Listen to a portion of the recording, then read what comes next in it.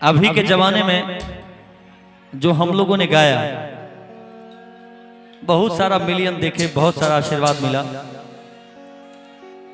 अच्छे अच्छे गीतों पर। ए गुंजा उस दिन तोरी सखियां करती थी क्या बात रे,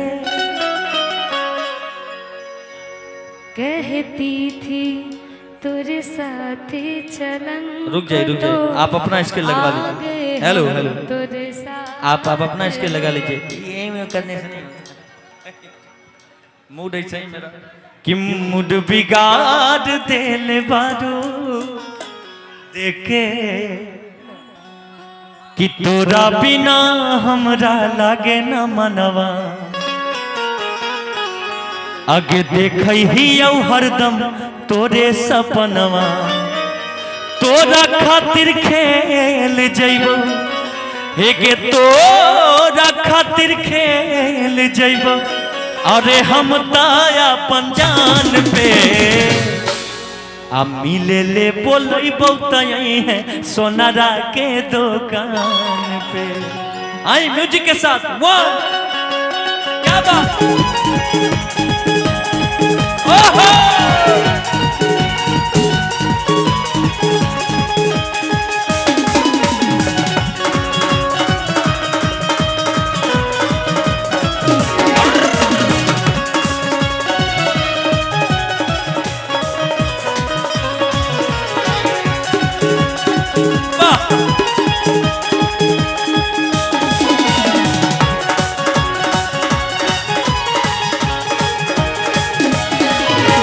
तोरा बिना हमरा लागे न मनवा,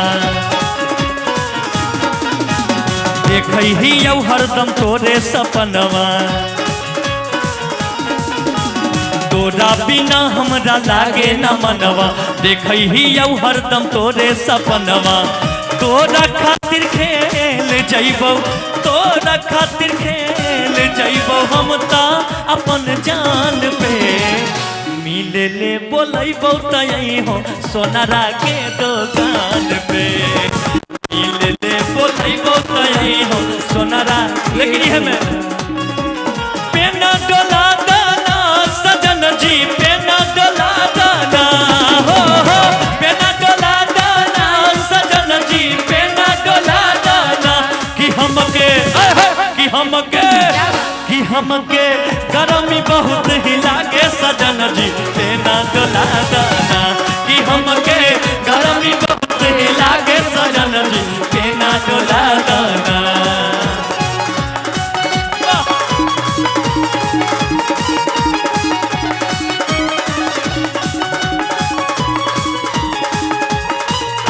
और हमारे आदरणीय अवध यादव जी की तरफ से बल्लूपुर बोकारो, उनकी तरफ से 201 रुपए का आशीर्वाद कि तोरा से बात करबा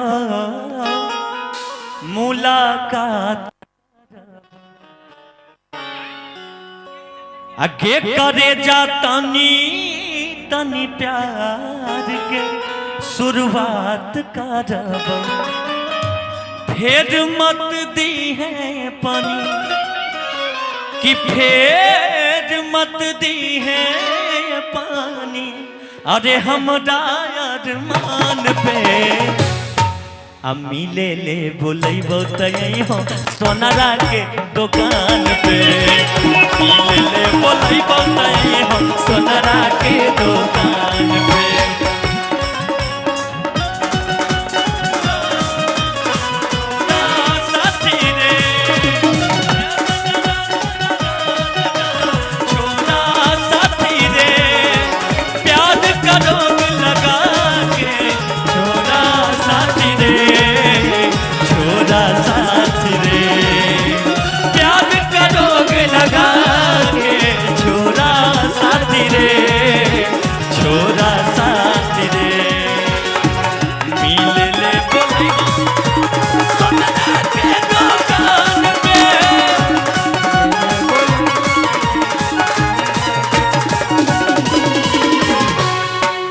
लड़का कहे है जे होते देखल जैते टेंशन नैली है तो बेकार तोरा पावे खातिर करे पर तय करबै हाथ पार कि अमनल बेला शिव सवा अमनल बेला शिव सवा अरे झुका तो नयान पे मिलै ले बोलै बताई हो सोनारा के दुकान पे मिलै ले बोलै बताई हो सोनारा के दुकान पे मिलै ले बोलै बताई हो सोनारा के दुकान पे मिलै ले बोलै बताई हो सोनारा के दुकान पे मिलै ले बोलै बताई हो सोनारा के दुकान